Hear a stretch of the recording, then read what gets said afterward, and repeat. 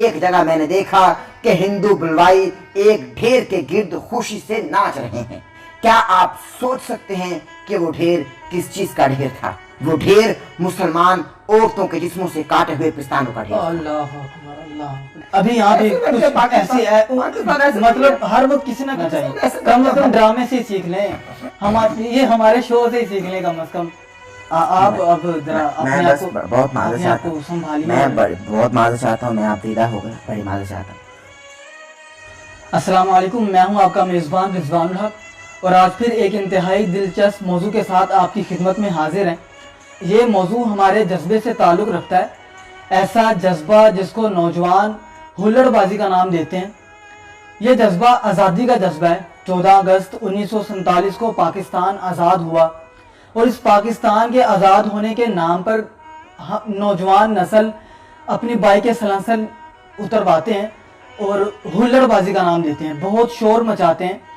آج اس موضوع پر بات کرنے کے لیے میرے پاس حاضر ہیں صحافی, کالم نگار, سماجی کارکن احمد نصیر.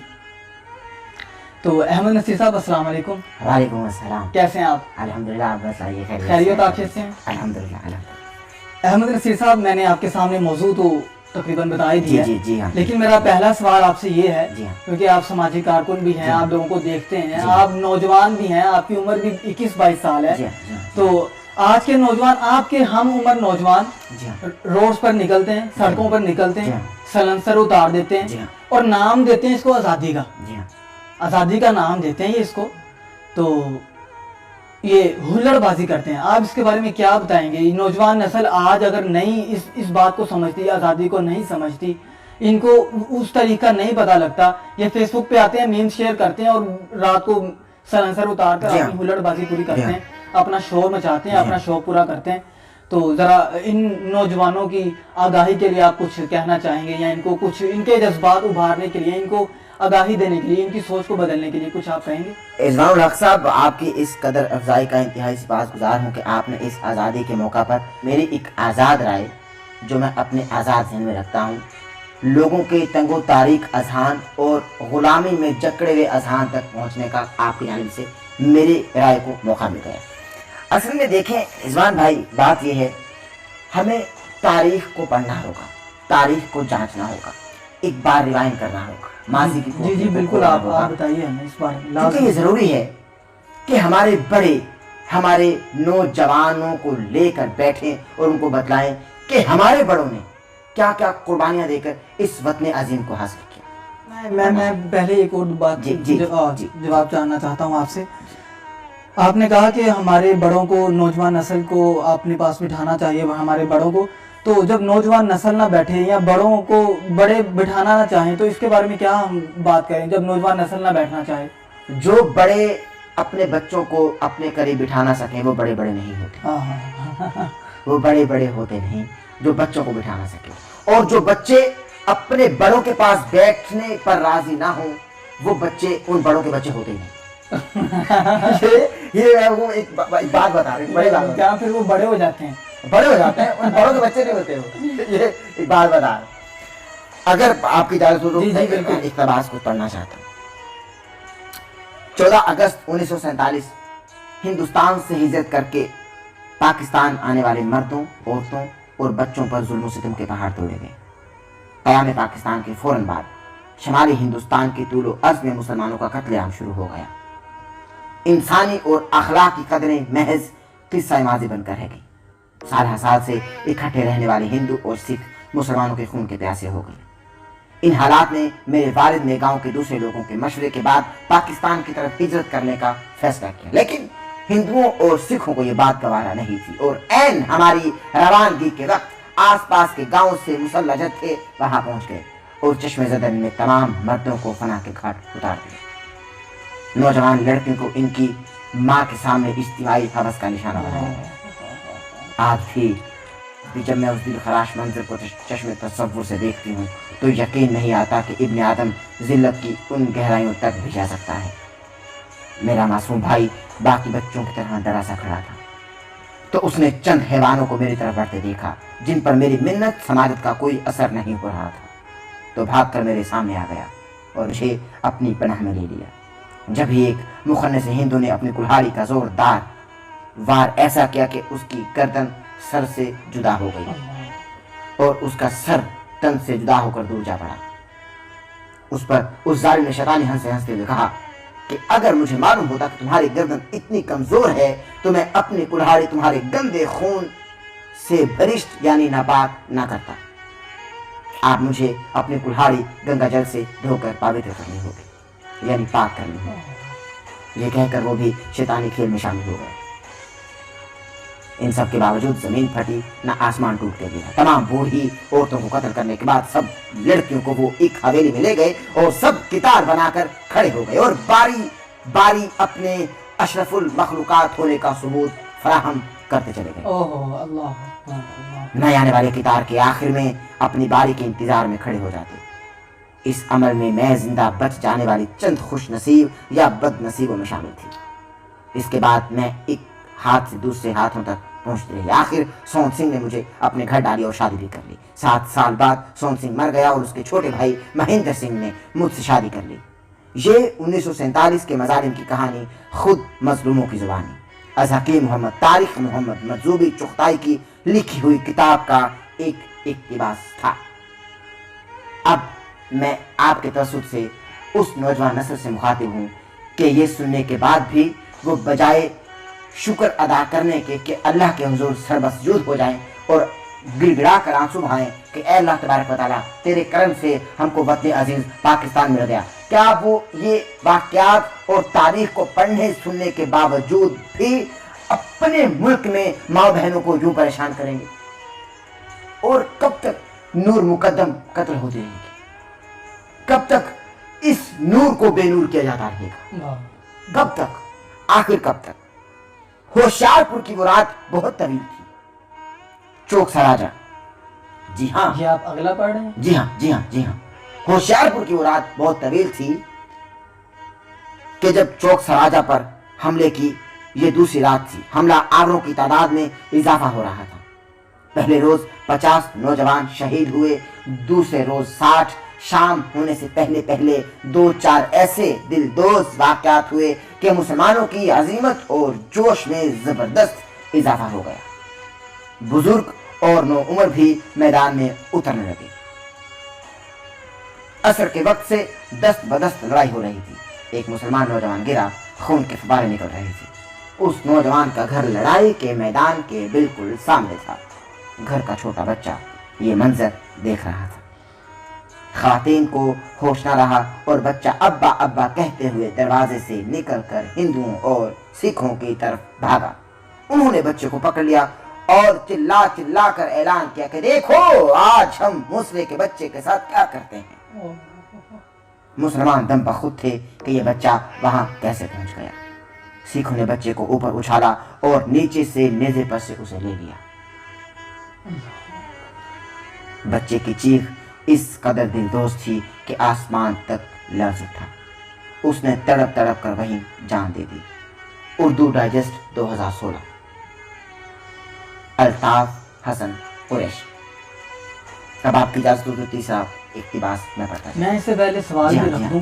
آپ ماشاءاللہ ہمیں اقتباسات کتابوں سے یا مختلف آرٹیکل سے ہیں جو بھی آپ نے پڑھا ہے یا جو آپ کے علم ہے آپ ہمیں سنا رہے ہیں اور بتا رہے ہیں۔ ظلم ہم پر تب بھی ہوا جب ہمارے لوگ اپنے مسلمان بھائی بھارت سے ہجرت کر کے، ہندوستان سے ہجرت کر کے نئے بننے والے ملک جس کو آزادی کے نام پر بنایا گیا، جس کو مسلمانوں کے لیے بنایا گیا تاکہ وہ امن و سکون سے یہاں پہ رہیں، وہ مسلمان بھائی یہاں پہ مسلمان ملک میں آتے ہیں اور وہی مسلمان پستے ہیں اپنے ہی مسلمان بھائیوں سے، مہاجرین کیمپ کے نام پہ، مہاجرین کو دوائیاں دینے کے نام پہ وہ اپنے یعنی کہ جو بھی ملتا ہے مہاجرین کو وہ اپنے گھر میں بٹور لے جاتے ہیں یا جو بھی کرتے ہیں۔ تو اس کے بارے میں آپ کیا کہیں گے کہ اپنے ہی مسلمان کو کھاتا رہا پیتا رہا؟ بات یہ ہے کہ یہ تو اس وقت کی بات آپ کر رہے ہیں کہ جب 1947 میں تمام مہاجرین ہجرت کر کے پاکستان آ رہے تھے، جی جی، چونکہ ان کو پاکستان ہی سب کچھ دکھائی دے رہا جی تھا۔ بالکل۔ مگر جب وہ پاکستان آ گئے، آپ یہ فرما رہے ہیں کہ پاکستان نے بھی ان پر जुल्म और सितम होता रहा जी, होता और रहा। उनको तशद्दुद किया तो जाता कुछ रहा। जागीरदार तबके करते रहे जी हाँ, जिनको ये आप- पसंद नहीं था कि ये आप कोई और हमारे हमारी हैं। जमीनों पे आए। ये वक्त है, ये बात है 1947 की। जी बिल्कुल। 2021 में पाकिस्तानियों के साथ क्या कर रहे हैं? हाय हाय हाय हाय। 2021 में पाकिस्तानी पाकिस्तानियों के मुझे साथ वही केस फिर याद दिला रहे हैं नूर जी। मुकद्दम वाला। मैं वही अर्ज कर रहा हूँ कि 2021 में मुसलमानों के खून के प्यासे हो गए। 2021 में जागीरदार तबका हमारे गुरबा, मसाकीन, यतीम और उन फुकरा का कातिल बन गया कि जो लोग अपने करके खा लेते हैं और सो जाते हैं और इज्जत से कमा कर सो जाते हैं। आखिर इनसे क्या दुश्मनी है? हम एक दूसरे की जान के यूं दुश्मन बन गए और एक दूसरे के खून के यूं प्यासे हो गए कि जिस तरह से हम भारत से प्यासे आए थे। जी। क्या हम कपूरथला के उन ओबाश लड़कों से ताल्लुक रखते हैं कि अपने मुसलमानों से मोहब्बत न कर सके? जी आप अगला इक़्तिबास हमें जी, बताइए, जी, आप किस किताब से किस वाक़या जी। को हमारी निशानदेही करना चाहते हैं? मैं बस ये बतलाना चाहता हूँ आपके तवस्सुत से हमारी नौजवान नस्ल को जो आज़ादी के अभी तक मानी समझ नहीं पाई, क्योंकि ये भी नौजवान की बात है कि एक नौजवान अपनी हिजरत का वाक़या कुछ इस तरह से बयान करता है कि रास्ते में इक्का दुक्का मुसलमान औरतें मिल गईं, उन्हें भी साथ लेते आए। सिखों और हिंदुओं ने अपनी दरिंदगी का जी भर के मुजाहिरा किया था। होशियारपुर से निकलते वक्त एक औरत जख्मी हालत में पड़ी थी। भाले साहब ने उठाया तो इसकी टांगे और सीना कटे हुए थे। ओह अल्लाह। सीना कटे हुए थे उस औरत के। एक मशहूर खानदान की नौजवान खातून थी। अब्बा जी को मालूम हुआ तो जब्त ना कर सके। उस खातून ने बस इतना कहा कि जाइए चाचा जी, आप गम ना करें, इतना सब कुछ हो जाने के बाद पाकिस्तान तो बन गया ना। जाइए चाचा जी, आप गम ना करें, हाँ। इतना सब कुछ हो जाने के बाद पाकिस्तान तो बन गया ना। मुझे खुशी है कि मैं उम्मत के किसी काम तो आई। वाह। क्या जज्बा था जी भाई, क्या जज्बा था, वो बहुत आला जज्बा है। क्या जज्बा था। नहर उबूर करके हम सब शिद्दत तासुर से कांप रहे थे कि एक तरफ से इन्हें एक आवाज आई। एक बुजुर्ग डॉक्टर नसीरुद्दीन आगे बढ़े तो उन्होंने पूछा कौन है। निस्वानी आवाज आई, वो फौरन लपके। एक खातून खून में लथपथ पड़ी थी। पानी पिलाकर मरहम पट्टी करने की कोशिश की मगर कुछ फायदा न हुआ। उस खातून ने मरते वक्त बस इतना कहा कि शाम 84 की जंग में मेरे 7 भाई साथ भाई वालिद, चचा और चचा के 4 बेटे शहीद हो गए। कितने भाई?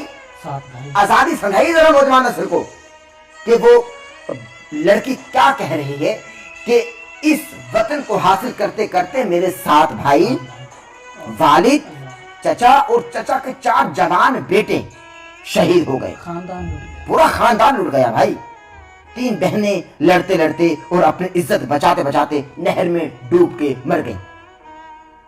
वालिदा को उन्होंने कत्ल कर दिया। मैं छुप गई, उन्होंने मुझे ढूंढ निकाला। जब वो करीब आए तो मैंने टोके से 2 को जख्मी कर दिया। तो ये जज्बा था। मैंने टोके से 2 को जख्मी कर दिया। उन्होंने झिल्लाकर मेरा ये हश्र किया है।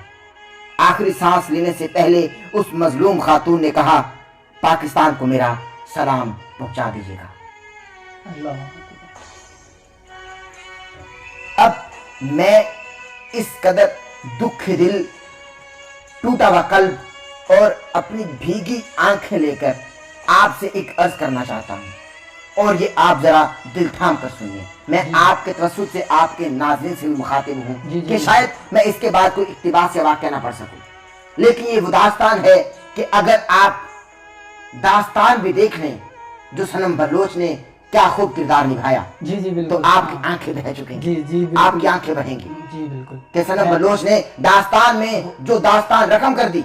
जी बहुत जबरदस्त था। मैं जी आपने देखा? मैं ज़हन में आ चुके हैं। हाँ, आप दास्तान देखिए। और मैं उस नौजवान नस्ल से भी मुखातिब हूँ कि अगर आप 14 अगस्त को सिर्फ हुल्लड़बाजी में गुजार देंगे तो इस 14 अगस्त में सिर्फ ये 2-4 एपिसोड दास्तान के तो देख लें। जी जी कम से कम वो एक ही एपिसोड देख लें। कम से कम एक एपिसोड देख लें। बलोच लुटी थी जब उसकी बूढ़ी माँ को ज्यादती का निशाना बनाया गया। हाँ हाँ और बिल्कुल हकीकतन वही वाकया अब मैं पेश करने जा रहा हूं कि अब नौजवान नस्ल कहां गायब हो चुकी, कहां गर्क हो चुकी कि भाई ये लोग अपने फजूल अजहान में, फजूल वक्तों में और अपने फालतू अजहान में, फालतू वक्तों में क्या कर रहे हैं।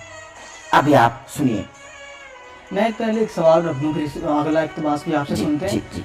सनम बलोच का आपने वो ड्रामा दास्तान है उसका नाम? जी, दास्तान। तो मेरे ज़हन में वो बेहतरीन दास्तान रखा। जी बिल्कुल, मेरे ज़हन में उस ड्रामे का खाका। और हमें ये तो हमें ये कहा जाता है कि भाई पाकिस्तानी टीवी इंडस्ट्री भाई जवाल का शिकार होगी। अबे जाहिल है कहने वाले। नहीं, कुछ ऐसे ड्रामाज हैं जो आंखें खोल देने वाले। बेहतरीन किरदार अदा कर रहे हैं हमारे पाकिस्तानी अदाकार और अदाकारा, बेहतरीन किरदार अदा। अच्छा जी, मैं सवाल पेश कर दूं। आज़ादी के वक्त जैसे सनम बलोच, वो उस ड्रामे में सनम बलोच ने अदाकारी की आज़ादी के वक्त, जब वो उसका घर लूट गया, उसका खानदान लूट गया, इसमत दरी की गई कुछ लोगों, कुछ औरतों की उसके सामने, तो वो समीना पीर ज़्यादा उनकी अम्मी का किरदार। जी बिल्कुल, मैं जी बिल्कुल। तो अच्छा, अब सनम बलोच नफ्सियाती मरीज हो जाती है, आपको याद होगा ड्रामे में। तो ये क्या हकीकत है असल में? कुछ लोग क्योंकि औरतों के सामने कुछ औरतों की इस्मत दरी की जा रही है, कुछ को कत्ल किया जा रहा है, ये वाकई नफ्सियाती मसला भाई ऐसा हुआ जब घर का कोई फर्द बचा ही नहीं, फिर तो एक नस्ल हमारी नफ्सियाती मरीज हो गई। हाँ तो हो गई जब घर का कोई, लेकिन जो नस्ल नफ्सियाती मरीज हो गई उन्होंने पाकिस्तान को नफ्सियाती नहीं किया। हाँ। और वो पाकिस्तान में आकर खुद को पाकिस्तान को नफ्सियाती शो नहीं किया, वो वहीं पर लूट मर गए, वो वहीं पर लूट मर गए, मतलब उन्होंने पाकिस्तान बना दिया। अरे ऐसे ऐसे जज्बे मौजूद थे हमारी नौजवान बहनों में कि भाई उन्होंने कहा कि हमारे पाक जिस्मों को नापाक हाथ छू चुके हैं, अब ये नापाक जिस्म जो कि कुछ वक्त पहले पाक थे लेकिन अब नापाक जिस्म हो चुके हैं, अब ये नापाक जिस्म पाकिस्तान में नहीं जाएंगे, पाकिस्तान में नहीं जाएंगे, नापाक जिस्म। ये जज्बा था, ये बड़ी बात कर रहा हूं मैं आपसे, आप गौर करें इस बात पर, समझ रहे बात को। तो वो नापाक जिस्म जो कल तक कलियां थी, कल तक पाक जिस्म थे, कल तक पाक रूहें थी, किस तरह से पटियाला के रियासती फौजियों ने उन पर जुल्म सितम करके उनको अपनी गंदी हवस का निशाना बनाया और उनके जिस्मों को सिगरेटों से दागते रहे, किस तरह से वो पाकिस्तान आ जाते, किस तरह से, आप खुद सोचिए, खुद सोचिए। आपकी इजाजत हो तो मैं आखिरी इक़्तिबास पेश कीजिए। जालंधर कैंप के वाक़यात बड़े दिलदोज़ हैं भाई।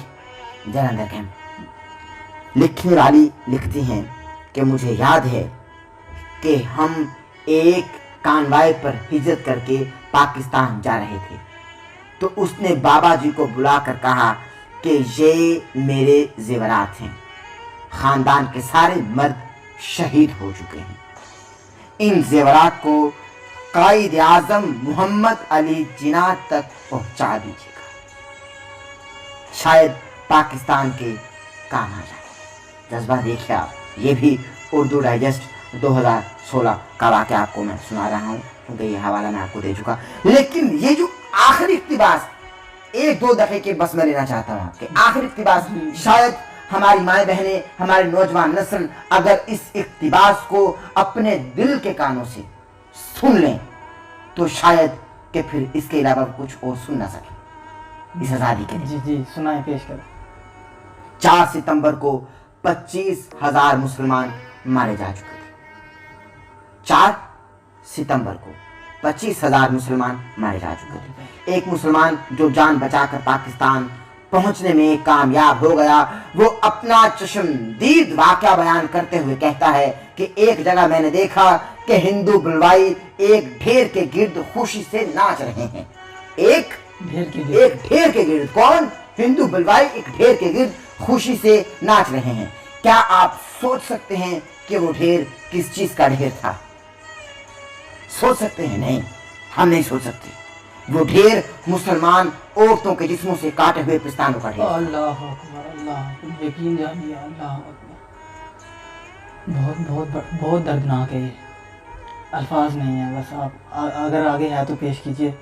यकीन जानिए, ये सुनने वाली, ये वो दास्तान देखने वाली है।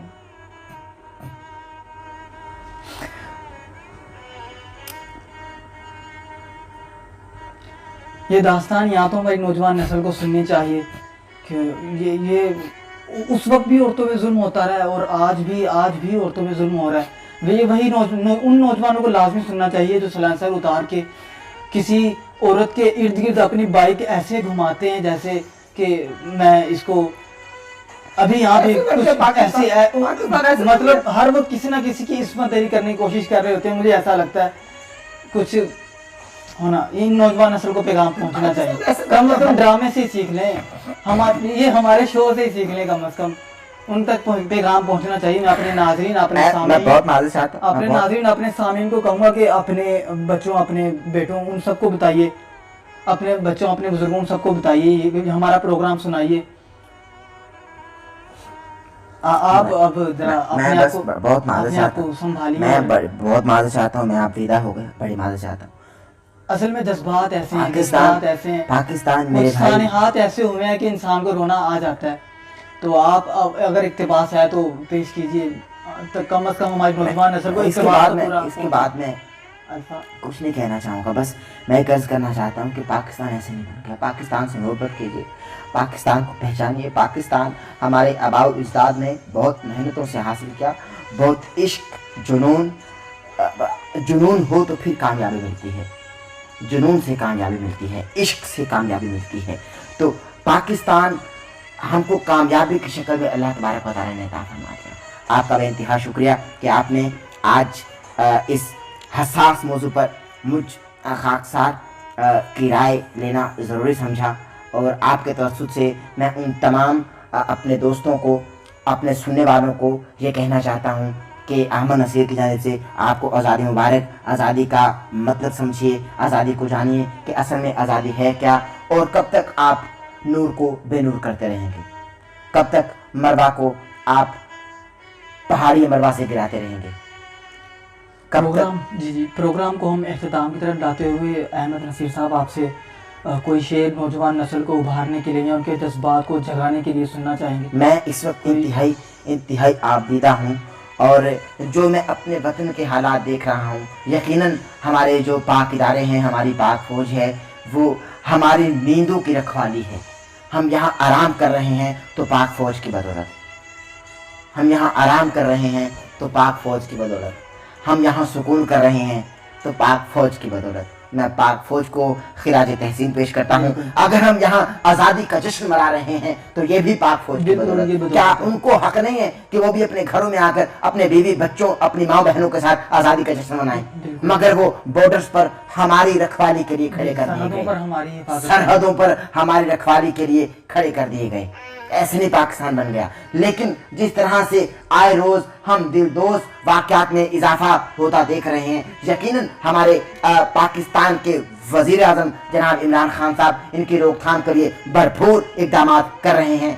बस मैं यही कहना चाहता हूँ कि पाकिस्तान को हासिल करने के असल मकासद हम लोग भूल चुके हैं, उनको पहचानना होगा। और पहचानना इसी तरीके से मुमकिन है कि हम तारीख को पढ़ें, तारीख को समझें, और अपने आबाओ अजदाद की कुर्बानियों को फरामोश न करें, बल्कि उनके एहसानमंद रहें। क्योंकि मेरे नाना मुझको बताते हैं कि जो हमारे बड़ों ने कुर्बानियां दी वो शायद कभी हमारी नस्ल तो फरामोश ना कर सके। आपका एक बार फिर से शुक्रिया। जी तो नाज़रीन हमारे साथ मौजूद हैं।